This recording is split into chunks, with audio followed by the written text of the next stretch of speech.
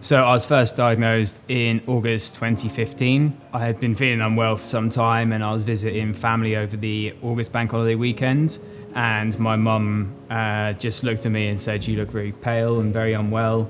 And to cut a long story short, I was taken to the accident and emergency department, where they eventually, after around half an hour, found out that I was anemic, and then after a couple of hours told me that I had leukemia. Fast forward a few days, I'd had a bone marrow test and they told me I had acute lymphoblastic leukemia, and I was started on chemotherapy treatment, and ultimately I had a bone marrow transplant, and which failed.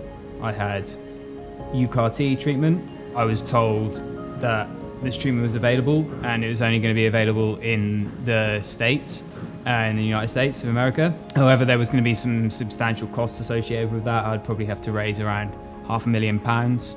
And so I went on this journey of trying to find this treatment, and ultimately it led me to a trial running at King's College Hospital in London. And to get to that point, there was quite a lot of hoops I had to jump through and a lot of investigation I had to do personally. But ultimately, it got me to that trial, and 2.5 years later, here I am. So in terms of the CAR-T treatment process, I'd have to say it was quite a difficult process, but not the most difficult treatment that I had out of all the treatments I've had. It was around a 3.5-week period. I was in hospital. There was chemotherapy I had to have for around 5 days, which kind of conditions your body ready to take the cells. And then a day or two's rest, and then I had the cells, and then it was just a waiting game to see if they responded.